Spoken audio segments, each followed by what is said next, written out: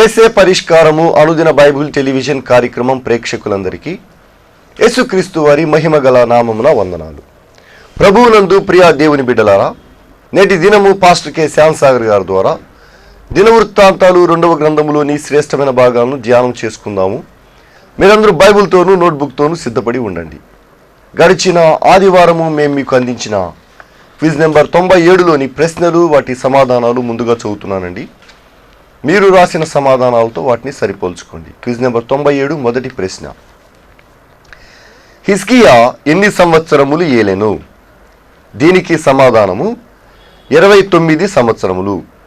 రెండవ ప్రశ్న, అహాజు ఏ లోయలో ధూపము వేసెను? దీనికి సమాధానము బెన్ హిన్నోము లోయ. మూడవ ప్రశ్న, ప్రధానమంత్రి అయిన ఎల్కోనాను హతము చేసిన వాడు ఎవరు? దీనికి సమాధానము అజ్రీకాము. నాలుగవ ప్రశ్న, అష్షూరు రాజు పేరు ఏమి? దీనికి సమాధానము తిగ్లత్ పిలేసెరు. ఐదవ ప్రశ్న, మీరెప్పుడు యెహోవాకు మిమ్మును ప్రతిష్ఠించుకుంటిరి? రిఫరెన్సు వ్రాయము. దీనికి సమాధానము దినవృత్తాంతాలు 2వ గ్రంథము 29వ అధ్యాయము 31వ వచనం. అలాగే క్విజ్ నెంబర్ 98లోని ప్రశ్న కూడా చదువుతున్నానండి, తొందరగా రాసుకోవడానికి ప్రయత్నం చేయండి. క్విజ్ నెంబర్ 98 మొదటి ప్రశ్న. ఈ క్విజ్ నెంబర్ 98 30, 31, 32 అధ్యాయాల ఆధారంగా చేసుకుని ఇవ్వబడిందండి. మొదటి ప్రశ్న, పస్కా పండుగ అధికముగా ఎన్ని దినములు ఆచరించిరి? పస్కా పండుగ అధికముగా ఎన్ని దినములు ఆచరించిరి? రెండవ ప్రశ్న, కొనన్యా ఏ గోత్రికుడు? కొనన్యా ఏ గోత్రికుడు? మూడవ ప్రశ్న, కోరే తండ్రి ఎవరు? కోరే తండ్రి ఎవరు? నాలుగవ ప్రశ్న, మీరు దిగులు పడకుడి, ధైర్యము విడవకుడి. రిఫరెన్సు వ్రాయండి. మీరు దిగులు పడకుడి, ధైర్యము విడవకుడి. రిఫరెన్సు వ్రాయండి. ఐదవ ప్రశ్న, హిజ్కియా తరువాత రాజైన వాడు ఎవరు? హిజ్కియా తరువాత రాజైన వాడు ఎవరు? ఈ 5 ప్రశ్నలకు సరైన సమాధానాలు రాసి వచ్చే శనివారంలోగా మా కార్యాలయానికి పంపించండి. మీ పేరు, అడ్రస్సు రాయటం మర్చిపోకండి. క్విజ్ రాసే ప్రేక్షకులు 3 విషయాలు జ్ఞాపకం ఉంచుకోవాలి. మీరు క్విజ్ రాసే పోస్ట్ కార్డు ముందు భాగంలో మీ ప్రార్థనా మనవులు రాయాలి. వెనక భాగంలో ఖాళీ ప్రదేశంలో పైన క్విజ్ నెంబరు, దాని క్రింద 5 ప్రశ్నల సమాధానాలు రాయాలి. అలాగే అడ్రస్ విభాగంలో పాస్టర్ కె శాంతి సాగర్ గారు, ఏసే పరిష్కారము, వేదరాజు సినిమా హాల్ వద్ద, పత్తేవాద, ఏలూరు అని వ్రాయటం మర్చిపోకండి. మీరందరూ సిద్ధపడి ఉంటే పాస్టర్ కె శ్యామ్ సాగర్ గారు ప్రార్థన చేసి ఈ దినపు వాక్య పరిచర్య చేస్తారు. ప్రభువునందు ప్రియమైన దేవుని బిడ్డలారా, నేటి వాక్య ధ్యానమునకు ఆర్థిక సహకారం అందించిన వారు బొల్లవరపు వరప్రసాదరావు గారి సత్యమణి, కీర్తిశేషులు బొల్లవరపు మార్తమ్మ గారి జ్ఞాపకార్థం వారి కుమార్తె లీనా ప్రశాంతి గారు, అల్లుడు ఫ్రాన్సిస్ గారు, మనుమడు స్టీవెన్ బాబు ఈ కార్యక్రమమునకు సహకారం అందించారు. దేవుడు ఈ కుటుంబాన్ని ఆదరించినట్లు ప్రార్థించండి. ప్రార్థన చేసుకొని వాక్య ధ్యానంలోనికి వెళదాం. అలాగే క్విజ్ రాసిన వారందరి కొరకు కూడా మీ ప్రార్థనల్లో దేవుని జ్ఞాపకం చేసుకోనండి. ప్రార్థన. మమ్మలను మిక్కిలిగా ప్రేమించిన మా ప్రియ పరలోకపు తండ్రి, మీ పరిశుద్ధ ఘననామమునకు స్తోత్రాలు చెల్లిస్తున్నా. ఈ రాత్రికాల సమయంలో మా ప్రియ ప్రేక్షకులను ప్రభు మీరు తీసుకుని వచ్చిన విధానం కొరకు వందనాలు. వాక్యం వినుటకు వారికి మీరు ఇచ్చినటువంటి మంచి ఆసక్తిని బట్టి మిమ్మల్ని స్తుతిస్తున్నాం. వారిని ఆశీర్వదించండి. బల్లవరపు మార్తమ్మ గారిని మీ సన్నిధికి తీసుకొని ఉన్నందున మీకు వందనములు. విడిచి వెళ్ళినటువంటి భర్త గారు వరప్రసాదరావు గారిని, కుమార్తె లీనా ప్రశాంతి గారిని, వారి కుటుంబము, ఫ్రాన్సిస్ గారు, స్టీవెన్ బాబును మీరు దీవించమని ప్రార్థన చేస్తున్నాం తండ్రి. ఈ రాత్రి కాలం ప్రత్యేకంగా క్విజ్ రాసి పంపించిన వారందరినీ మీరు దీవించండి. ఘనత, మహిమ, ప్రభావాలు మీరే పొందండి. నేటి వాక్య ధ్యానం ద్వారా మాతో మాట్లాడమని ప్రభువైన యేసుక్రీస్తు వారి పేరిట అడుగుచూ ఉన్నాము తండ్రి. ఆమేన్. ప్రభువునందు ప్రియమైన దేవుని బిడ్డలారా, బెరాకా పబ్లికేషన్స్ కొరకు ప్రార్థించి దీనిలో భాగస్థులవట ద్వారా లక్షలాది కుటుంబాలకు ఆశీర్వాదకరంగా మారమని అనేకులను మేము ఆహ్వానిస్తూ ఉన్నాం. ఇప్పటికీ రోజుకు ₹1 చొప్పున సహకారం అందించేవారు 10 మంది మాత్రమే ముందుకొచ్చారు. ఇంకా వందలాది మంది అవసరం ఉంది. దయచేసి ప్రార్థించి సహకరించమని మనం చేస్తున్నాం.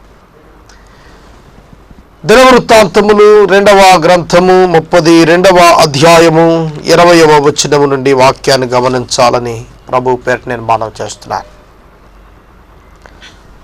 అష్షూరు రాజును దేవుడు అప్పగించినటువంటి విధానం, దానిని బట్టి హిజ్కియాకు వచ్చినటువంటి ఆధిక్యత, హిజ్కియా జీవితంలో తదుపరి గర్వించి పతనం, మరలా పశ్చాత్తాపడితే దేవుని కనికరం, ఈ విధంగా అతని యొక్క అభివృద్ధి, చిట్ట చివరికి అతని యొక్క మరణం ఈ అధ్యాయంలో వ్రాయబడ్డాయి. వరుసగా ధ్యానం చేసుకుందాం. రాజైన హిజ్కియాయును ఆమోజు కుమారుడైన యెషయా అను ప్రవక్తయును ఇందును గురించి ప్రార్థించి ఆకాశము తట్టు చూచి మొర్రపెట్టగా, ఇక్కడ అష్షూరు రాజు గర్విష్ఠుడై, సన్హెరీబు గర్వము చేత నిండిన వాడై దేవుణ్ణి తృణీకరించి, ప్రజలు అతనిని దేవుని తృణీకరించేటట్టు ప్రేరేపించాడు. హిజ్కియాను నమ్మవద్దు, నా చేతి నుండి ఎవడు మిమ్మల్ని తప్పించలేడు, ఈ విధంగా ప్రజలలో భయాందోళనలు రేకెత్తించాడు. ఆ సమయంలో రాజైన హిజ్కియా మరియు ప్రవక్త అయిన యెషయా ప్రార్థించి మొరపెట్టి ఆకాశం వైపు చూచారు. ఇక్కడ ఈ 3 మాటలు మనం చూస్తున్నాం. 1 ప్రార్థన చేశారు, 2 ఆకాశం వైపు చూచారు, 3 మొరపెట్టారు. ప్రార్థన ఎక్స్ట్రీమ్ అయినప్పుడు మొరపెట్టినట్లు మనం తెలుసుకుంటాం. వారు దేవుని వైపు చూస్తున్నారు. దేవుని యొక్క అద్భుత శక్తి వారికి విడుదల కావాలని వారు ఆశించి ప్రార్థించి ఎదురు చూస్తున్నారు. యెహోవా కొరకు ఎదురు చూచి వారు నూతన బలం పొందుతారని యెషయా తన యొక్క గ్రంథంలో రాయటానికి కారణం ఇదే. దేవుడు వారికి ఇచ్చిన నూతన బలం, గొప్ప బలమును దేవుడిచ్చాడు. దేవుడు ఒక దూతను పంపగా అష్షూరు రాజు దండులోని పరాక్రమశాలను అందరినీ, సేనానాయకులను, అధికారులను నాశనం చేయగా అష్షూరు రాజు సిగ్గునొందిన వాడై తన దేశమునకు తిరిగిపోయాను. దేవుడు ఒక దూతను పంపాడు. దేవుని యొక్క ఆశ్చర్యకరమైన సహాయము ఇక్కడ హిజ్కియాకు కలిగింది. వారి ప్రార్థనకు జవాబు పరలోకము నుండి వచ్చింది.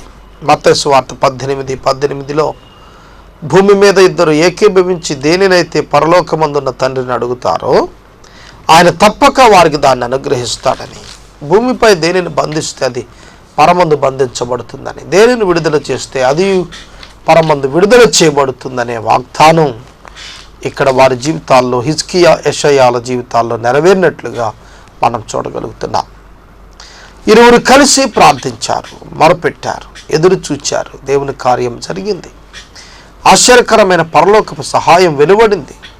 పరాక్రమశాలులు, బలవంతులైనటువంటి వారు నాశనమైపోగా రాజైనటువంటి సన్హెరీబు సిగ్గునంది తన దేశానికి తిరిగి వెళ్ళిపోయాడు. ప్రార్థనలో ఎంత శక్తి ఉందో చూశారా? ప్రార్థన వారి జీవితాలకు చాలిన కృపను పొందుకునేటట్లుగా చేసింది. దేవుడు ప్రార్థనకు జవాబిచ్చేటువంటి వాడని ఇక్కడ మనం నేర్చుకుంటున్నాం. మన ప్రార్థనలకు కూడా దేవుడు జవాబిస్తాడు. అయితే చాలామందికి నిరీక్షణ లేదు. ప్రార్థిస్తారు, ప్రార్థించమని కోరతారు, కానీ విశ్వాసం ఉంచడంలో వైఫల్యం చెందుతారు. అటువంటి స్థితిలో ఉండకూడదని నేను మనవి చేస్తున్నాను. ప్రార్థించి ఆకాశము తట్టు చూస్తున్నారంటే ఎదురు చూస్తున్నారు, అక్కడి నుండే సహాయాన్ని ఆశిస్తున్నారు. దిక్కులు చుట్టం లేదు, వారు పై దిక్కుకే తల ఎత్తి ఉంచారు. అందుకనే 121వ సంకీర్తనలో కొండల తట్టు నా కనులెత్తుచున్నాను, నాకు సహాయం ఎక్కడి నుండి వచ్చునని కీర్తనాకారుడు ఆక్రోశించి జవాబు చెప్పాడు. భూమి ఆకాశమును సృజించిన యెహోవా వలననే నాకు సహాయము కలుగుతుందన్నాడు. దేవుని నుండి సహాయం కలిగినప్పుడు ఆశ్చర్యకరమైన విజయాలు నమోదవుతాయి. శత్రువు సిగ్గుపడి పారిపోతాడు. ఇది వాస్తవం, ఇది సత్యం. దేవుడిచ్చేటువంటి అద్భుతమైన విడుదల ఎటువంటిదో ఇక్కడ మనం చూడగలిగాం. అంతటా అతడు తన దేవుని గుడిలో చొచ్చినప్పుడు అతను కడుపును పుట్టిన వారే అతనిని అక్కడ కత్తి చేత చంపివేశారు. సన్హెరీబును సొంత కుమారులే చంపేశారు. ఎవరైతే తన కడుపును పుట్టారో, ఎవరైతే తన జీవితాన్ని కోరాల్సిన వారో వారి చేతిలోని సన్హెరీబు సిగ్గు నొందిన వాడే చనిపోయినాడు, హత్య గావించబడ్డాడు. దేవునికి వ్యతిరేకంగా మాట్లాడిన వారి జీవితాలు ఈ విధంగా నాశనం అయిపోతాయి. పరిశుద్ధ లేఖనములో సామెతల గ్రంథంలో ఎన్ని మార్లు గద్దించిన మాట విననొల్లని వాడు మరి తిరుగు లేకుండా హఠాత్తుగా నాశనమవుతాడని పేర్కొనబడింది. కనుక ఇక్కడ ఇతడు తిరుగు లేకుండా హఠాత్తుగా నాశనం అయిపోయాడు. సన్హెరీబు యొక్క నాశనం అతనికి దేవుడిచ్చిన అనేక అలార్మ్స్ అతడు లెక్క చేయలేదు. హిజ్కియా యొక్క ప్రార్థనకు దేవుడిచ్చిన జవాబు శత్రువు యొక్క నాశనం.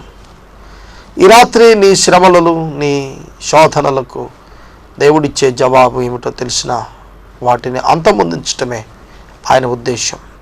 నీవు మొరపెట్టడం నీ చేతుల్లోనే ఉంది. నీవు మొరపెట్టడం సాధ్యం చేసుకో. ఈ దినం ఉదయాన్నే లేచి ప్రార్థన చేస్తూ వచ్చాను, ప్రభువా ఈ పరిచర్యలో చాలా ఆర్థిక ఇబ్బందులు ఉన్నాయి, తీర్చండి అని. దేవుడు ఆశ్చర్యకరంగా సహాయం ఇచ్చినాడు. దేవుని కృప గొప్పది. దేవుని వైపు చూడండి, ఆయన శత్రువు సిగ్గుపడేట్టు చేస్తాడు, మనం తలెత్తుకునేట్టు చేస్తాడు. మనం తల దించుకునేటట్టు ఎప్పుడు దేవుడు చేయడండి. దేవుని హస్తం మనకు తోడుకుంటే జనులు మన ద్వారా దీవించబడతారు. ఇక్కడ లేఖనంలో మనం చూస్తున్నప్పుడు శత్రు నాశనం ప్రార్థనా శక్తి చేత సంభవించింది. ఈ ప్రకారం యెహోవా హిజ్కియాను యెరూషలేము కాపురస్తుల అష్షూరు రాజైన సన్హెరీబు చేతిలో నుండి అందరి చేతిలో నుండి రక్షించి అన్ని వైపుల వారిని కాపాడినందున అనేకులు యెహోవాకు అర్పణలను హిజ్కియాకు కానుకలను తీసుకుని వచ్చి ఉండిరి. దేవునికి స్తోత్రం. యెహోవాకు అర్పణలు తీసుకొస్తున్నారు ప్రజలంటే వారి హృదయాలు కృతజ్ఞతతో నిండిపోయాయి. శత్రు బారి నుండి తప్పించుకున్న వారి జీవితాలు తప్పించిన వాని పట్ల కృతజ్ఞతతో నిండాలి. ప్రభువు నిన్ను మరణము నుండి తప్పించాడు. గొప్ప శత్రువు మరణం. ఆ మరణం నుంచి తప్పిస్తే ఆ ప్రభువుకు నువ్వు ఎటువంటి అర్పణలు ఇస్తున్నావు? నీ హృదయమును అర్పణగా ఇవ్వగలుగుతున్నావా? ఒక్కసారి ఆలోచించుకొనమని ప్రభు పేట నేను మనవి చేస్తున్నాను. చాలామంది జీవితాల్లో కృతజ్ఞత లేనివారుగానే జీవిస్తున్నారు. దేవుని నుండి అనేక కార్యాలు పొందుకుంటూ, దేవుని నుండి అనేక ఆశ్చర్యక్రియలను అనుభవిస్తూ ఆయన నామమును ప్రచురణ చేయటంలో వెనుకంజ వేస్తున్నారు. కానీ ఆ కాలమున, హిజ్కియా కాలమున ప్రజలు యెహోవాకు అర్పణలు, హిజ్కియాకు కానుకలను తీసుకుని వచ్చారు. అతని ప్రసిద్ధిగాంచిన పేరు అతనికి లభించింది. ఇందువలన అతడు అప్పటి నుండి సకల జనుల దృష్టికి ఘనత నొందినవాడు అయ్యను. హిజ్కియా ఘనత నొందటానికి కారణం సన్హెరీబు మరణం, శత్రువులందరిపై అతని ఆధిపత్యం. వీటన్నిటికీ ప్రధాన కారణం అతని యొక్క ప్రార్థన. హిజ్కియా ప్రార్థనలు చాలా బలమైన ప్రార్థనలు జరిగాయి. అతడు చేసిన విజ్ఞాపనలు మనఃపూర్వకమైనటువంటి విజ్ఞాపనలు. అతడు శత్రువులపై జయం సాధించడానికి కారణం దేవుడు అతనికి ఇచ్చిన జవాబు. నమ్మకస్తుడైన దేవుని ఆశ్రయించాడు నమ్మకంగా హిజ్కియా. అందుకనే అతనికి ఘనత కలిగింది. ఈ రోజున ఘనత కలగాలి అని మీరు అనుకుంటే అది కేవలం దేవుని వలనే సాధ్యం. మానవ సొంత విషయాల వలన ఎవరికి ఘనత కలుగుదు. దేవునిపై ఆధారపడిన వారికి దేవుడిచ్చేటువంటి ఘనత మానవులలో ఎవరు సాధించలేని విషయాలు మీరు సాధించగలుగుతారు. అది దేవుడు మాత్రమే చేయగలిగిన కార్యం అది. కనుక ఒక వ్యక్తిని ఘనపరచడం దేవుని చేతిలో ఉంది. నన్ను హెచ్చించి వారిని నేను హెచ్చిస్తాను, నన్ను ఘనపరచువారిని నేను ఘనపరుస్తానని దేవుడు స్వయంగా మాట్లాడుతున్నాడు. కనుక అద్భుతమైన దేవుని ఘనపరచడం నేర్చుకున్నప్పుడు మన జీవితాల్లో, మన జీవితంలో ఉన్నటువంటి ప్రతి ప్రక్రియలో ఆయనను గనపరచగలిగితే ఆయన కూడా మనలను గనపరుస్తాడు. ప్రజలందరి దృష్టికి హిజ్కియా ఘనత వహించిన వాడయ్యాడు. కారణము దేవుని పట్ల అతనుకున్నటువంటి విశ్వాసము మరియు అతనుకున్న ప్రార్థనా జీవితం. మీరు కూడా విశ్వాసముతో ప్రార్థనా జీవితం కలిగి జీవిస్తే దేవుడు మిమ్మల్ని కూడా ఘనపరుస్తాడు. ఆ దినములలో హిజ్కియా రోగి మరణ దశలో ఉండగా 24వ వచనం, అతడు యెహోవాకు మొరపెట్టగా అతనికి తన చిత్తమును తెలియపరిచి అతనికి ఒక సూచన ఒకటి దయచేసెను. యెషయా గ్రంథం 38వ అధ్యాయంలో చెప్పినటువంటి మరణకరమైన రోగాన్ని గురించి ఇక్కడ రాశాడు. హిజ్కియా అప్పుడు ప్రార్థించాడు. దేవుని సన్నిధిలో ప్రార్థిస్తే దేవుడు ఆలకించి 15 సంవత్సరాల ఆయుష్ను పెంపొందించాడు. హిజ్కియా ప్రార్థన దేవుడు ఆలకించాడు. హిజ్కియా ప్రార్థన ఆలకించినప్పుడు ఆయన తన చిత్తమును తెలియపరిచాడట. ఇక్కడ లేఖనములో మనం చూస్తున్నప్పుడు దేవుడు అతన్ని ఎందుకు ఆయుష్నిచ్చాడు? దేవుని చిత్తము నెరవేర్చడానికి, దేవుని యొక్క ఉద్దేశాలను నెరవేర్చడంలో హిజ్కియా కొద్దిపాటి వైఫల్యము కూడా తన జీవితంలో చూశాడు. అందుకనే అప్ అండ్ డౌన్స్ ఉన్నాయి హిజ్కియా జీవితంలో. మనం నేర్చుకుంటానికి, మనం కూడా మన జీవితాన్ని పరిశీలించుకొని మన జీవితంలో కృంగే పరిస్థితుల్లోకి వెళ్లకుండా ఉండటానికే దేవుడు ఇటువంటి భక్తుల జీవితాలు రాశాడు. దేవునిపై ఆధారపడినంత కాలం అతడు వర్తిల్లాడు. దేవునిపై నుండి గర్వము వైపు అతని మనసు తిరిగినప్పుడు అతడు దిగజారటం ప్రారంభించాడు. అతని ప్రార్థనకు దేవుడు సూచన దయచేశాడు. అంజూరపు పండ్ల ముద్ద అతని యొక్క పుండుపై వేసినప్పుడు అతడు సంపూర్ణ స్వస్థత పొందాడు. దేవుని మందిరానికి నేను వెళతానా అన్నప్పుడు ఆ ఆహాజు గోడ గడియారం 10 మెట్లు వెనుకకు వచ్చినట్లుగా మనం లేఖనంలో చూస్తాం. కనుక గడిచిపోయిన సమయం మళ్ళా వెనక్కి తిరిగి వచ్చింది. మధ్యాహ్నం పూట అది సంభవించింది. ఆ సూచన ఒకటి అక్కడ జరిగింది. కనుక హిజ్కియా జీవితం ఈ యోధారాజుల చరిత్ర అంతటిలో కూడా చాలా ప్రామినెంట్ హిస్టరీ, చాలా ప్రాముఖ్యమైనటువంటి చరిత్ర. ఈ చరిత్రలో ఇతడు ఘనుడుగా ఎంచబడ్డాడు. అయితే అతడు మేలు చేకూరిన తరువాత మనసును గర్వించి తనకు చేయబడిన మేలునకు తగినట్టు ప్రవర్తించకపోయినందున యూదావారి మీద, యెరూషలేము మీద దేవుని యొక్క కోపము వచ్చింది. హిజ్కియా హృదయ గర్వము వెంటనే అతడు విడిచిపెట్టి తానును కాపురస్తులైన యెరూషలేము వారును తగ్గించుకొని వారు మొరపెట్టారు గనుక దేవుని కోపము తొలగిపోయినట్లుగా చూస్తున్నాం. దేవుని కోపం భక్తిహీనత మీదనే, భక్తిహీనుల మీద కాదు, భక్తిహీనత మీద. దేవుని కోపం పాపులపై కాదు, పాపముపైనే. దేవుడు శిక్షించేది పాపిని కాదు, పాపమును శిక్షించటం అనేది దేవుని ఉద్దేశం. అందుకనే పాపులను ప్రేమించి దేవుడు పాపానికి శిక్ష యేసుక్రీస్తు శరీరమునందు విధించాడు. భక్తిహీనులుగా మారిపోతున్న వారిని దేవుడు కనికరించి ఇంకా కృప చూపించి మారు మనసు పొందటం కొరకు అవకాశం ఇస్తున్నాడు. హిజ్కియా మనస్సును గర్వించాడు. ఇది చాలా సాధారణమైందే. ఇదొక టెంప్టేషన్, ఇదొక శోధన. ఒక మనిషి స్థిరపడిన తర్వాత ఆ మనిషి ఈ గర్వం అనే దానికి లోనవటం చాలా సర్వసాధారణం. అక్కడే జయించటం నేర్చుకోవాలి. ఒక మనిషి సాధించిన తర్వాత ప్రజలు ప్రశంసలిస్తుంటే, అనేకులు అతడు సాధించిన దాన్ని బట్టి అతనికి ఒక స్థితిని ఆపాదిస్తే అక్కడ తొణికిసలాడిపోతుంటాడు మానవుడు. దానిని జయించడం నేర్చుకుంటేనే ఒక వ్యక్తి వృత్తిలోనికి వస్తాడు. హిజ్కియా జీవితంలో అతడు పడిపోయాడు. అతని గర్వం వచ్చింది. ఆ గర్వం వలన అతడు తగ్గించబడ్డాడు. యెరూషలేము మీదకు శిక్ష రాబోయింది. ఆ పరిస్థితుల మధ్యలో మేలుకొని ప్రార్థన చేశాడు. ప్రియమైన దేవుని బిడ్డలారా, మీరెంత భక్తిపరులైనా, ప్రార్థనాపరులైనా, విశ్వాసులైనా ఏదో ఒక పరిస్థితిలో సాతానుడు మిమ్మల్ని శోధించి పడగొట్టడానికి ప్రయత్నం చేస్తూనే ఉంటాడు. శరీరంలో ఉన్నంతకాలం ఈ శోధనకు అవకాశం ఉంది. కనుక ఆ శోధన ఆధ్యాత్మిక జీవితానికి ముగింపు కాదు. పడిపోయాము కదా అని అట్లా ఉండిపోవద్దు. పతనములో నిలువవద్దని ప్రభువు పేట నేను మనవి చేస్తున్నాను. మీరు ఆ పతనములో నుంచి బయటకు రావటమే దేవుని చిత్తం. పాపములో నిలిచిపోవటానికి కాదు నీ జీవితం. పాపమును విడిచిపెట్టి బయటకు వచ్చి కృపను కరికరాన్ని కోరుకొని జీవించి నీ మీదకు తిరిగి ఆ పాపం వల్ల వచ్చే ఉగ్రత రాకుండా కాపాడుకోవటానికి మారు మనసు పొందాల్సిన అవసరత దేవుని వాక్యం జ్ఞాపకం చేస్తోంది. 27వ వచనం, హిజ్కియాకు అతి విస్తారమైనటువంటి ఐశ్వర్యము ఘనత కలిగిను. అతడు వెండి బంగారములు రత్నములు సుగంధ ద్రవ్యములను డాళ్లను నానా విధములైన శ్రేష్టమైన ఉపకరణలు సంపాదించి వాటికి బొక్కసములను కట్టించను. విస్తారమైన ధనవంతుడైపోయాడు. విస్తారమైనటువంటి ధనం అతనికి వశమైంది. చూడండి, ఒక పక్కన రాజ్యము ఆశీర్వాదం, మరి ఒక ప్రక్కన జీవితం ఎక్స్టెండ్ చేయబడింది, మరి ఒక ప్రక్కన ప్రార్థనా జీవితంలో వృద్ధి అయ్యాడు, మరి ఒక విధానంలో ఆర్థికంగా వృద్ధి చెందాడు. అన్ని రంగాలలో కూడా హిజ్కియా వర్ధిల్లుతూ వచ్చినట్లుగా లేఖనం జ్ఞాపకం చేస్తోంది.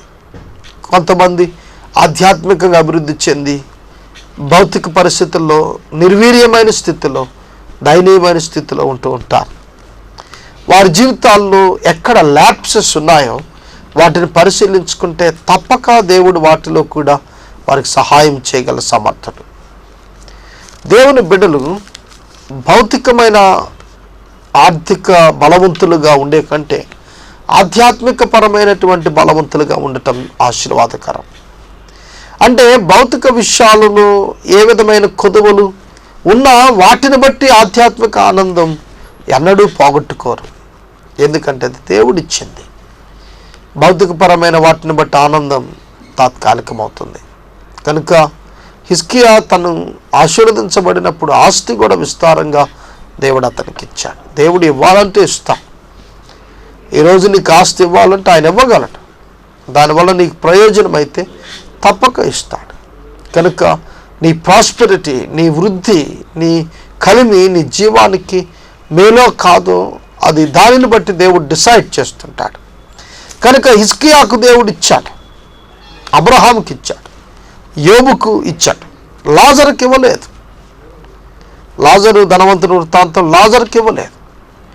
పౌలుకి ఇస్తే ఆయనే త్యజించుకున్నాడు. కనుక దేవుని యొక్క వాక్యం భౌతికమైన విషయాలు దేవుడు పాత నిబంధనలో ఇచ్చిన వాగ్దానాలు నెరవేర్చాడు. కనుక సమృద్ధికరమైన జీవితం, లేమిలో తృప్తిగా ఉండటం కూడా విశ్వాసులు నేర్చుకోవాలి. హిజ్కియా చాలా దీవించబడ్డాడు. ఆర్థికంగా చాలా అభివృద్ధికి వచ్చాడు. పొక్కసములను వాటన్నింటి యొక్క దాచిపెట్టడం కొరకు ఏర్పాటు చేశాడు. ధాన్యమును ద్రాక్షారసమును తైలము ఉంచుకున్నట్టుకు కొట్లను, పలు విధములైనటువంటి పశువులకు శాలలను మందలకు దొడ్లను కట్టించను. మరియు దేవుడు అతనికి విస్తారమైన కలిమి దయచేసినందున పట్టణములను విస్తారమైన గొర్రెల మందలను పశువుల మందలను అతడు సంపాదించను. ఈ హిజ్కియా గీహోను కాలువకు ఎగువను కట్టవేయించి దావీదు పట్టణపు పడమటి వైపునకు దానిని తెప్పించను. హిజ్కియా తాను పూనుకున్న సర్వ ప్రయత్నములు యందును వృద్ధి పొంది వర్ధిల్లెను. ఈ మాట అండర్లైన్ చేసుకోండి. హిజ్కియా తాను పూనుకున్న సర్వ ప్రయత్నములు యందును వృద్ధి పొందెను. హిజ్కియా పేరు తీసి సాగర్ అని మీ పేరు మీరు పెట్టుకోండి. ఎంత ఆనందంగా ఉంటుంది కదండి. సాగరు తాను పూనుకున్న సర్వ ప్రయత్నములు యందు వృద్ధి పొందెను అని నేను ఎప్పుడు పొందుతాను? హిజ్కియా గర్వాన్ని విడిచాడు. అలా గర్వాన్ని విడిచినప్పుడు, దీనత్వం సంపాదించుకున్నప్పుడు, దేవునిపై ఆధారపడినప్పుడు, దేవునికి నమ్మకంగా ఉన్నప్పుడు, దేవునికి మహిమ వచ్చేట్టు ప్రవర్తించినప్పుడు, ప్రజలను దేవుని కొరకు సిద్ధపరిచినప్పుడే ఇట్లాంటిది సార్థకమవుతుంది. అతని దేశం ఆశ్చర్యముగా వృద్ధి చెందుట గురించి తెలుసుకున్నట్టు బబులోను అధిపతులు అతని యొద్దకు పంపిన రాయబారులు అతను శోధించి అతని హృదయంలోని ఉద్దేశం అంతా తెలుసుకోవాలని దేవుడు అతనిని విడిచిపెట్టాను. ప్రియమైన దేవుని బిడ్డలారా, ఈ 31వ వచనం వరకు మనం చదివా. అయితే 29వ వచనం నుండి మరలా రేపటి వాక్య ధ్యానములో మనం ఒకసారి ధ్యానం చేసుకుందాం. నేటి వాక్య ధ్యానమునకు ఆర్థిక సహకారం అందించిన ప్రియమైన కుటుంబం బొల్లవరపు వరప్రసాదరావు గారి సతీమణి కీర్తిశేషులు శ్రీమతి మార్తమ్మ గారి యొక్క జ్ఞాపకార్థం వారి యొక్క కుమార్తె లీనా ప్రశాంతి గారు, వేముల ఫ్రాన్సిస్ గారు, స్టీవెన్ బాబు ఈ కార్యక్రమమునకు ఆర్థిక సహకారం అందించారు. దేవుడు ఈ కుటుంబాన్ని దీవించను గాక. మనము ఇంతవరకు పాస్టర్ కె శ్యామ్ సాగర్ గారి ద్వారా దినవృత్తాంతాలు 2వ గ్రంథములోని శ్రేష్టమైన భాగాలను ధ్యానం చేసుకున్నాము. ఈ కార్యక్రమం ద్వారా మీరు పొందుకొనుచున్న ఆత్మీయ మేలులు మాకు తెలియచేయండి. మీ ప్రార్థన అవసరతను మాకు తెలియచేస్తే సోమవారం నుండి శనివారం వరకు మా కార్యాలయంలో ఏర్పాటు చేసిన 6 గంటల ప్రార్థనా శిబిరంలో మీ కొరకు ప్రత్యేకంగా ప్రార్థిస్తాము. మీ కుటుంబ పక్షముగా ఒక ఎపిసోడ్ ప్రసారం చేయాలనుకునేవారు మాకు తెలియచేయండి. అలాగే ఈ కార్యక్రమానికి ప్రతి నెల 100 రూపాయలు కానీ 50 రూపాయలు కానీ 25 రూపాయలు కానీ ఆర్థిక సహకారం అందించాలనుకునేవారు మాకు తెలియచేస్తే మా సిబ్బంది మీ గృహాలను దర్శిస్తారు. క్విజ్ నెంబర్ 98లోని ప్రశ్నలు మరోసారి చదువుతున్నానండి, తొందరగా వ్రాసుకోవడానికి ప్రయత్నం చేయండి. క్విజ్ నెంబర్ 98 మొదటి ప్రశ్న. పస్కా పండుగ అధికముగా ఎన్ని దినములు ఆచరించిరి? పస్కా పండుగ అధికముగా ఎన్ని దినములు ఆచరించిరి? రెండవ ప్రశ్న. కొనన్యా ఏ గోత్రికుడు? కొనన్యా ఏ గోత్రికుడు? మూడవ ప్రశ్న. కోరే తండ్రి ఎవరు? కోరే తండ్రి ఎవరు? నాలుగవ ప్రశ్న. మీరు దిగులు పడకుడి, ధైర్యము విడవకుడి. రిఫరెన్స్ వ్రాయండి. మీరు దిగులు పడకుడి, ధైర్యము విడవకుడి. రిఫరెన్స్ వ్రాయండి. ఐదవ ప్రశ్న. హిజ్కియా తరువాత రాజైన వాడు ఎవరు? హిజ్కియా తరువాత రాజైన వాడు ఎవరు? ఈ 5 ప్రశ్నలకు సరైన సమాధానాలు రాసి వచ్చే శనివారంలోగా మా కార్యాలయానికి పంపించండి. మీ పేరు, అడ్రస్సు రాయటం మర్చిపోకండి. క్విజ్ నెంబర్ 97కు మాకు సమాధానాలు రాసిన వారు శ్రీపరు నుండి ఘంటసాల దైవప్రసాద్ బలే ప్రిస్కిల్లా, విద్యానగర్ నుండి ఎం మేరీ జయకుమారి పవిత్ర, ఆర్ఆర్పేట నుండి రాచేటి నవనీతం దార్లా సుకుమారి, కొప్పాక నుండి మెట్లపల్లి కృష్ణారావు కీర్తిరాజు గోవాడ మేరీ, నవాబుపేట నుండి బట్టు తులసి పూనూరు సుజీవరావు, పెదపాడు నుండి ఈలపర్తి ప్రేమ పొగిరి డేవిడ్ రాజు, ఈలపర్తి జీవజలం కండవల్లి రాణి, కొత్తగూడెం నుండి బి ఆశాజ్యోతి కండవల్లి వెరోనిక, శాంతినగర్ నుండి గోడి జ్ఞానమణి వి సిక్కామణి ఎస్ హదస్స, గోపన్నపాలెం నుండి ఓ సత్యజ్యోతి, ఎర్రమిల్లి రాములు, వై రాగజ్యోతి, శ్యామల, ఎర్రమిల్లి యేసురత్నం, తడికెలపూడి నుండి ఊసా భీమేశ్వరరావు, గుండుబోయిన పార్వతి, ఊసా పద్మ, రాచప్రోలు శ్రీనివాసరావు, రమాదేవి, రాజేష్, ఆగడాలంక నుండి జయమంగళ రూతు, యు విజయ, వెంట్రపాటి ఇందిరాకుమారి, చాటపర్రు నుండి దారం స్వర్ణకుమారి, మోదుల విశ్వాసకుమారి, బేతాళ భారతి, అరిగెల ఏలియా, భీమడోల్ నుండి రొక్కాల మేరీ అపరంజమ్మ, బోడా ఉదయ్ కిరణ్, చిగురుపాటి కాలేబు, చొప్పెళ్ల రవి, రాజు, రాము, గూడపాటి సౌజన్య, గన్ బజార్ నుండి మట్టా జీవన జ్యోతి, మందపాటి అబ్రహాం, బోడా ఉదయ్ కిరణ్, ఈహెచ్ రత్నవేణి, లక్ష్మీవారపుపేట నుండి మట్టా రమ్య, పుష్పవతి, కె కృపారావు, కతీఫీద్ నుండి కె ప్రేమలత, నల్లపు హెనాకుమారి, శనివారపేట నుండి లంకపల్లి వాణి, బి రాహేలు, ఎస్ అనీత, కె విజయ శృంగారం, బాబురావు, ప్రకాష్ కుమార్, పొలసాలపల్లి నుండి ఏ మంగతాయారు, జి కల్పన, బి కెంపురత్నం, ఫతేబాద నుండి why Sarojini, Pemmaraju, Kameswari, Pammi Hannamma, S G Pushpa Vijayaraju, K Mary Grace, Jujjavarapu Swarna, Bhushanam, C H Suvarnakumari, Jnaneswararao, Pushpaleela, John, Talitha, Beulah, Jennifer, Bobby, Vegivada నుండి చొక్కా కృపమ్మ, ఎస్ వెంకటకృష్ణారావు, గోరింకల బేబీ శాలిని,